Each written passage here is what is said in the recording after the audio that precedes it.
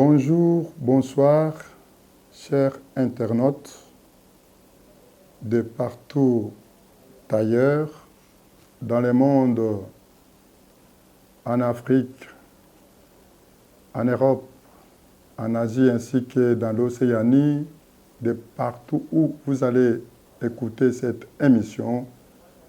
Nous vous saluons très humblement et nous vous souhaitons toutes les bonnes choses du monde. L'émission que vous aurez à suivre chaque semaine, ça peut être 2 ou 3 fois par semaine, selon que l'opportunité va se faire sentir, va s'intituler désormais « L'Ocla a sonné ». L'Ocla a sonné, ça peut se dire dans d'autres langues nationales comme Ngonga et Beti, Ngongo ina lia, Ngonga wadidi, c'est là que vous vous trouvez dans telle ou telle autre partie de la République démocratique du Congo. Une émission à caractère politique, pédagogique, qui va non seulement s'intéresser aux politiciens et aussi et surtout à toute l'humanité qui est appelée aujourd'hui à faire la grande politique. Cette émission, comme je vous l'ai annoncé tout à l'heure, sera peut-être co-animée ou animée par votre humble serviteur, analyste, instructeur, formateur politique de l'école politique populaire du Congo. Cette école politique du Congo, à l'instar de celle qui avait initié notre héros national, je cite Emery Patrice Lumumba, lui qui a été le tout premier ministre de la République démocratique du Congo. Le monsieur était membre de cette école, nonobstant les circonstances dans lesquelles il a été sauvagement assassiné par le colonisateur. Chers internautes, vous pouvez peut-être ne pas me poser la question de savoir à qui nous avons l'honneur de voir ou d'attendre cet après-midi ou cette nuit. Je suis qu'un simple analyste, peut-être méconnu, mais connu par la grande majorité des activistes politiques du Congo et pourquoi pas de la province Kassa-Orientale. Je me nomme Pouyi Mwana Chimuna et pour les intimes, on peut m'appeler Tatou Djinda, Tatou Chimuna et Tatou Djakula. Je suis non seulement analyste, formateur politique, mais aussi un praticien de la politique active de la République démocratique du Congo. Les objectifs de cette émission, chers internautes, c'est pour donner un autre son de cloche dans la République démocratique du Congo. Ces sons de cloche est différent peut-être pour ceux qui vont les suivre pour la première fois, mais aussi et surtout très important en ces temps qui courent dans notre pays, la République démocratique du Congo. Nous aurons à donner à chaque fois que nous allons nous présenter devant vous une notion qui va se terminer bien sûr avec une information. Car l'homme sans information est considéré comme un bas mort, dit-on. Pour aujourd'hui, comme c'est une émission introductive, donc Pour aujourd'hui, comme c'est une émission introductive, nous allons mettre en exergue une notion, peut-être la première, que vous aurez déjà entendue, que vous aurez déjà suivie par d'autres bouches politiciennes dans notre pays, voire même au monde, et pourquoi pas en Afrique. Qu'est-ce que la politique? Où guide la politique? Et cette question mérite d'être très bien explicitée afin que le monde ne puisse pas se tromper des cibles. Nous aurons beaucoup de réponses à cette question pour vous situer, vous là-bas. Vous là-bas qui y êtes en train de nous suivre à travers le monde. Est-ce la politique? C'est ce que vous êtes en train de faire?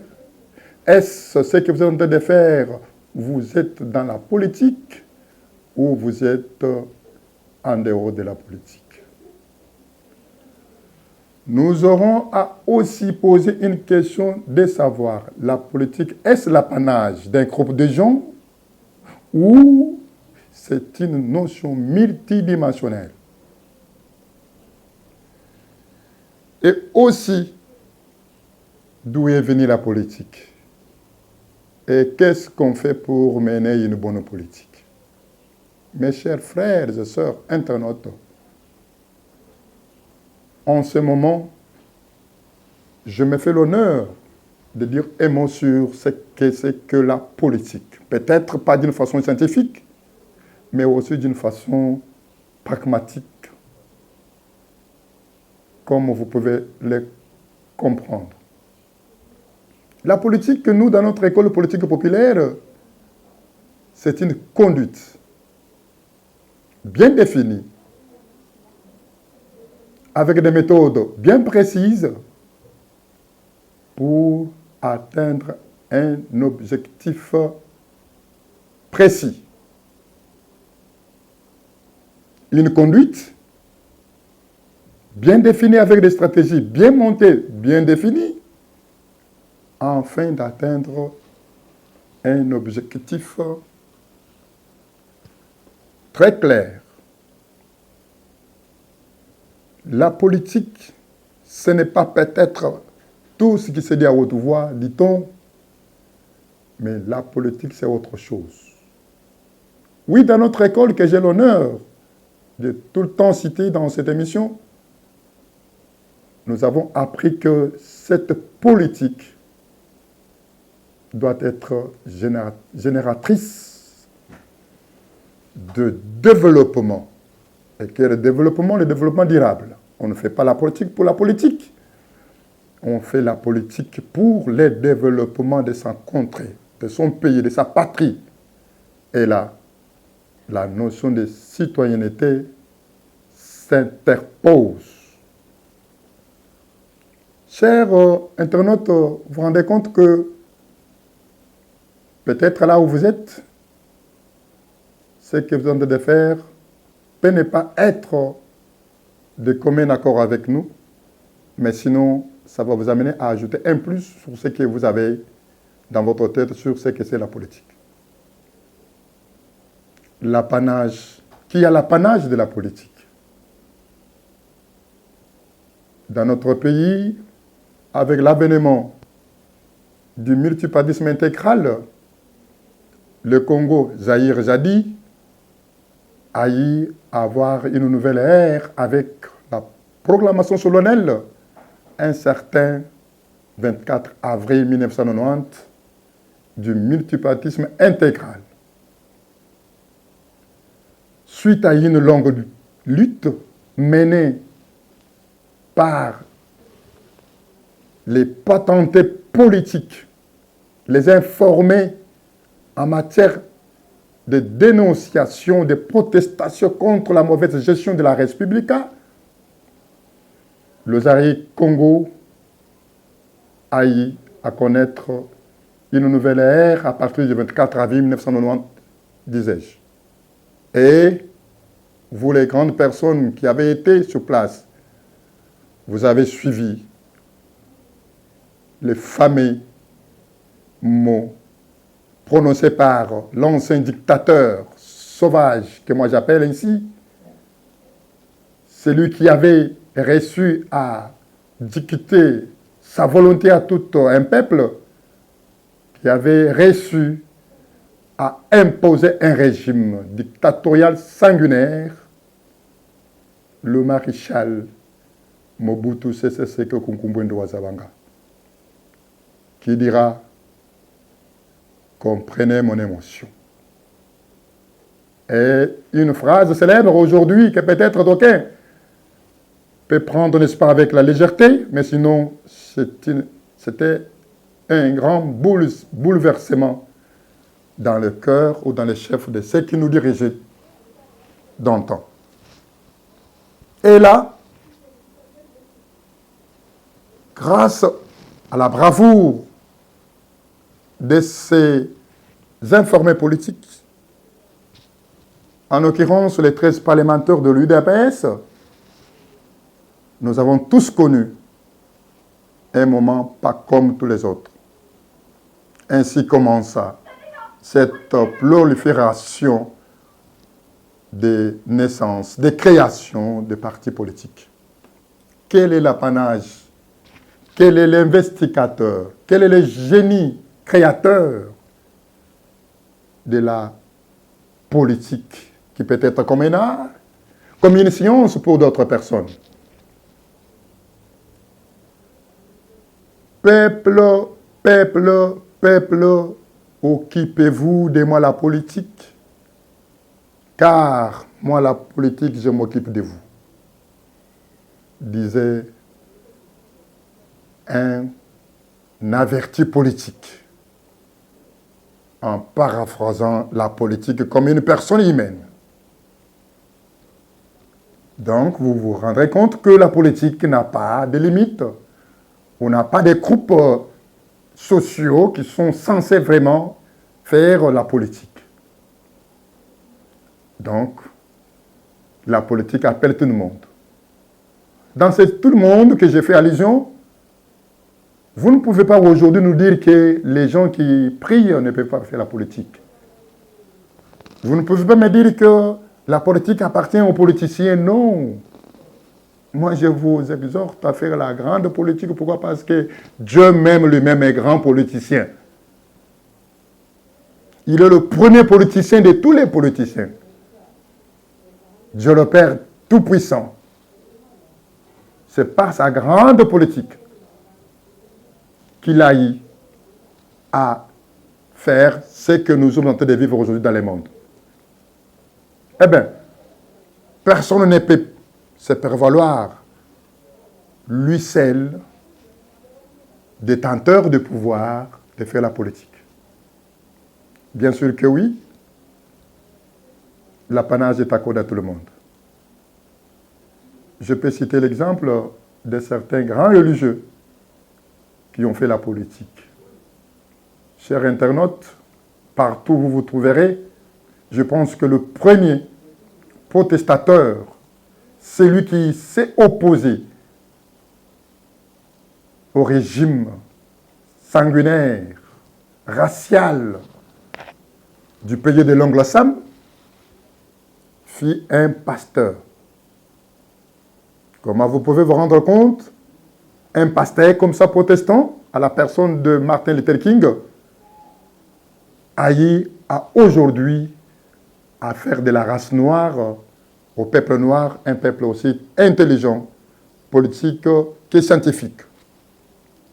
C'est par sa mission, lui confiée par l'Éternel Dieu, qu'il a eu à faire accepter aux Blancs des États-Unis d'Amérique, le pays de l'oncle Sam, à pouvoir considérer et à prendre en compte l'homme noir. Martin Luther King fut un grand révolutionnaire. Il a révolutionné les Noirs jusqu'à tel point que les Noirs furent, n'est-ce pas, considérés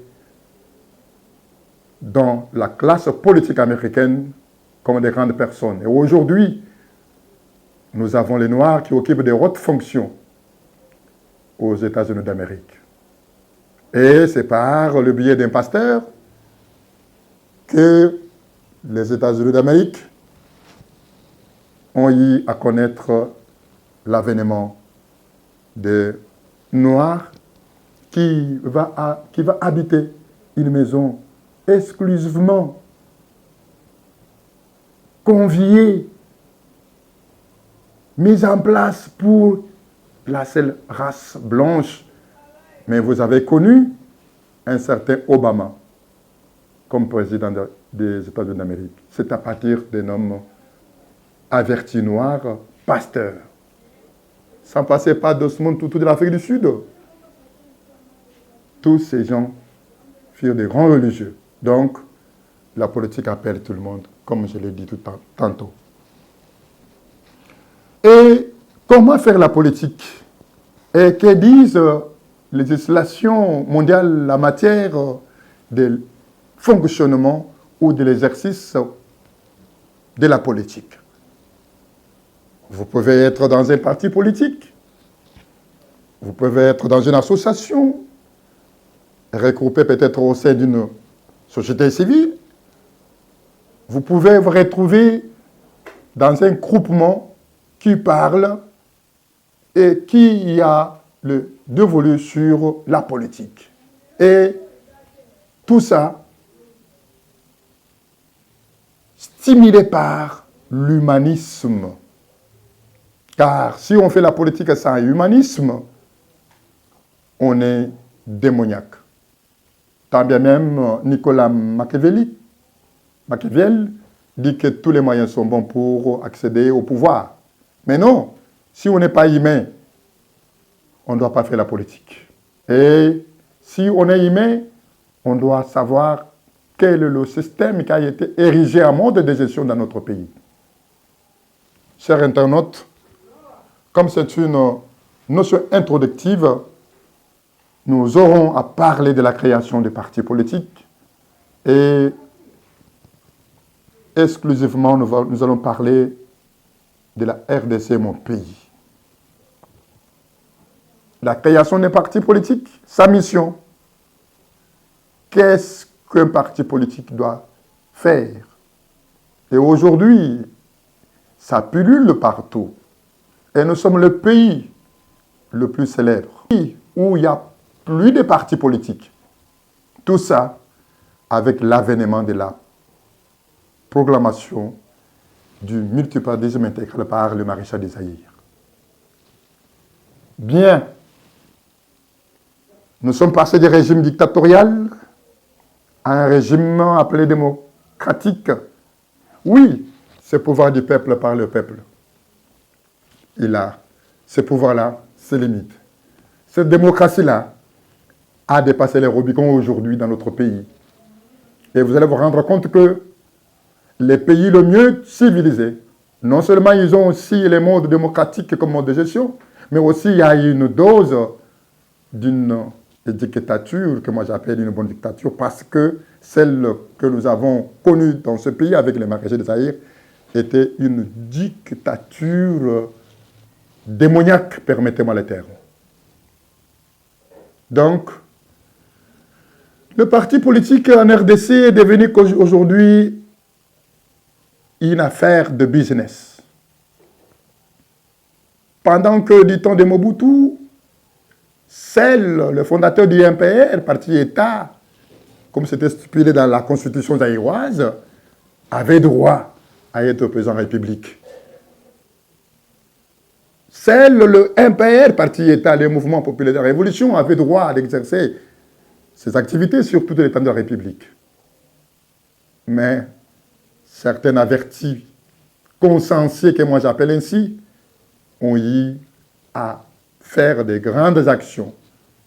Commençant d'abord par se faire élire commissaires généraux, pour avoir au moins, n'est-ce pas, la voix à la page, afin qu'ils soient couverts de l'immunité parlementaire. C'est-à-dire que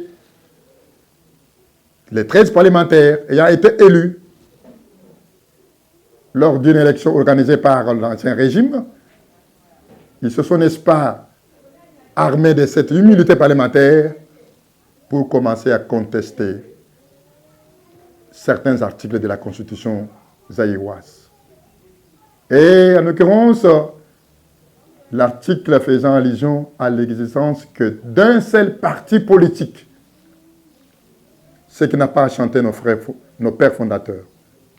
Et ils ont commencé par dénoncer plutôt la malversation financière, la gestion chaotique de la République par l'ancien dictateur, le maréchal Zaïre. Et ces 13 parlementaires ont eu à mettre en place, à mettre à la face du monde une lettre appelée la lettre de 50 pages, dans laquelle lettre on stigmatisé la mauvaise gestion, la dictature à outrance, l'humanisme, la considération de l'homme zaïrois comme un animal. Donc, personne n'avait droit à la parole que c'est le but de la révolution zaïroise. Allez-y comprendre quelque chose. Tout ça, c'est avec la bénédiction du monde occidental, qui nous a amené la charte de l'impérialisme, qui nous a amené le discours de Léopold II, roi des Belges. Dans quelle charte il est stipulé quelque part dans un article que dans les pays du tiers-monde, aucun dirigeant n'a droit à un pouvoir légitime que s'il vient de nous, que s'il est considéré comme marionnette. Donc les pays du tiers-monde, les pouvoirs émanent que du monde occidental. Allez-y comprendre quelque chose, mes frères, vous qui nous suivez en ce moment, comment les peuples zérois étaient considérés. Ceux qui obéissent, qui sont obéissants aux élections étrangères, ont droit au pouvoir dans les pays du tiers-monde. Et cette charte a été signée par des grandes puissances étrangères. La Belgique, le Royaume-Uni, la France ainsi que les États-Unis d'Amérique sont signataires. Et ce qui est aberrant est que, au préambule, ces gens-là disent que inconscient de nos responsabilités devant Dieu. Allez-y comprendre, souligner un peu inconscient. Cette inconscience de ces grandes puissances qui nous dirigent aujourd'hui a été consignée dans cette charte. Allez-y comprendre, mes chers frères, comment l'homme, l'image de Dieu, était prise en otage par un groupe de gens aujourd'hui donneurs de leçons dans le monde. Et donc, cette charte est à abolir par les révolutionnaires, est à incinérer en quelque sorte, parce qu'elle nous rappelle des moments de service corporel, des services de torture. Et dans cette même charte, mes frères, il est dit quelque part que le peuple de ces pays du tiers-monde n'ont droit à la liberté d'expression, à la liberté de réunion, à la liberté de rassemblement. Et c'est par l'apanage, c'est par la bonne voie, c'est par la bonne volonté de nos 13 parlementaires qu'aujourd'hui nous avons cette chance de vous parler ainsi en hommes libres et femmes libres. Et donc, la charte là n'a pas encore sa raison d'être. Et surtout que nous sommes dans un monde moderne, monde scientifique qui est un monde conventionnel. Seule une loi qui satisfait le souverain primaire, seuls les élus votés, élus par le souverain primaire, ce que moi j'appelle les fondés du pouvoir, les souverains primaires. Pas victimes inconscientes, mais des victimes conscientes qui se conscientisent et se déterminent. Parce que moi j'ai toujours dit, à vous avec vos notions que vous avez apprises à l'université, que la grande puissance n'est pas le pays de l'oncle Sam. La grande puissance, ce n'est pas le pays de Poutine. La grande puissance, c'est une formule. Cette formule par laquelle Tout un peuple qui se détermine dans la solidarité défensive massive. Et cette population victime consciente se décide un jour et prend la destinée de son pays à main. Et cette formule est appelée grande puissance. C'est pourquoi les pays de l'oncle Sam avaient 54 États. Un homme digne de ce nom, à la personne de George Washington, a rassemblé ces 54 États en un État aujourd'hui dirigé par un seul président. Donc, tout un peuple qui se détermine dans la solidarité défensive massive aujourd'hui, tel que le Congo est en train de le devenir, sera appelé grande puissance. Donc, chers internautes, c'était un autre son de cloche que vous pouvez écouter aujourd'hui, mais sachez bien que le monde est en train de devenir le monde révolutionnaire. Je disais donc, comment vous pouvez comprendre avec le discours de Léopold II, roi des Belges, qui demandait, n'est-ce pas, aux pères missionnaires, que vous, les pères missionnaires, vous allez en Afrique, bien sûr, vous allez au Congo, notre deuxième patrie. Ils le savent que faire du mal à quelqu'un, c'est mauvais.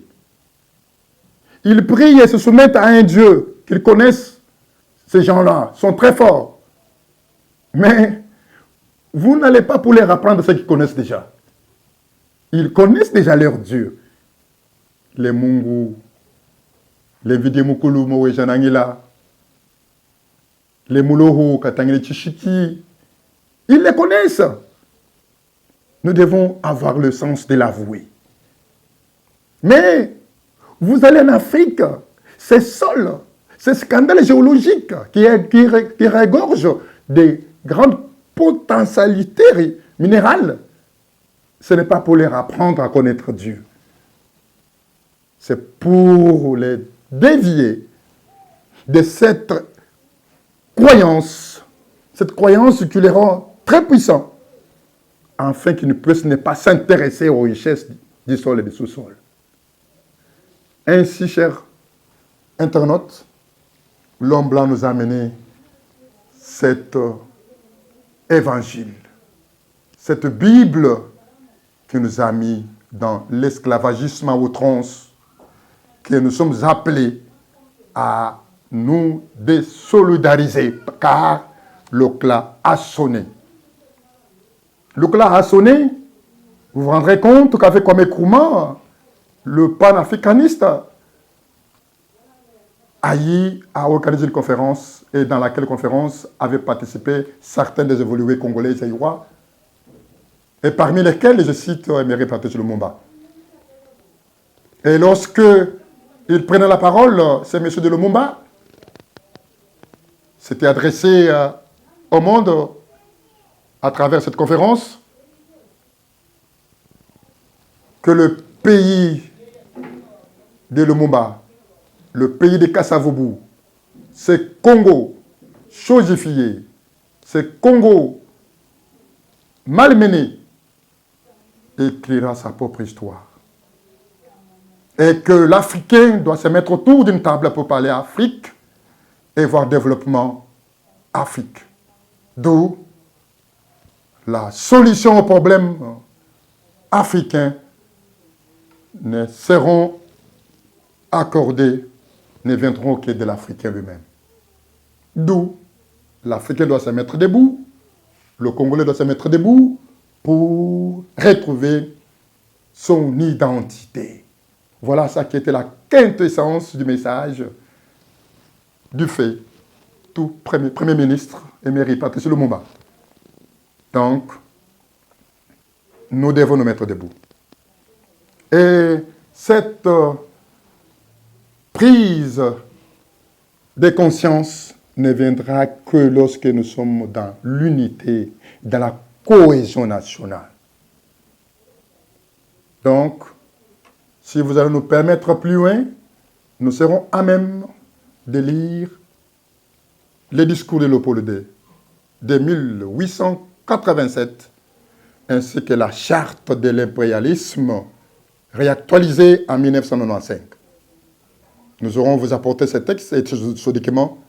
Vous allez, n'est-ce pas, vous rendre compte que nous devons être dans de la République démocratique du Congo. Toute cette litanie des grandes puissances s'érige aujourd'hui en donnant des leçons pour dire pas question que le Congo soit libre. Pas question que le Congo puisse adopter des 50-50 comme mode de gestion.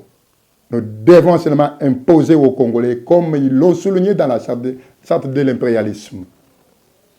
Non, le Congo triomphera.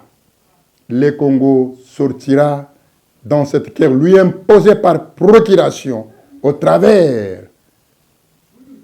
la République du Rwanda et les terroristes du M23, que cette guerre, je me rappelle bien, elle finira par se terminer là où elle était venue. Pour ne pas paraphraser Laurent Désiré Kabila qui aurait dit que cette guerre est longue, elle va se terminer là où elle avait débuté. Mais avec Fachi, qui est un homme de paix, comme l'indique son nom dit Talala, il cherche à faire que tous les processus soient au bon fixe, afin que tout le monde lui donne raison. C'est un homme de paix. Et vous qui ne voulez pas, qui parlez de la vie chère, qui parlez de l'insécurité, qui parlez de ceci, de cela, je vous dis que ce sont des stratagèmes montés par la Kabylie qui avait l'apanage du monde occidental ou des grandes puissances étrangères, parce que lui donnait tout sans retour aux Congolais. Or, Congo scandale géologique, avec une forêt équatoriale qui regorge, qui héberge beaucoup d'espèces de bois, mais le Congolais souffre à s'asseoir sur une chaise. Quelqu'un qui est scandale géologique, qui possède des lacs le plus poissonnés, mais qui manque les chinchas, qui va faire des négociations avec la Namibie, pourquoi pas avec le Maroc. Or, avec seulement le lac Kivu, à notre connaissance, qui possède aujourd'hui 8 couches à 12 couches, le Congo n'a jamais atteint même 3 couches de la pêcherie.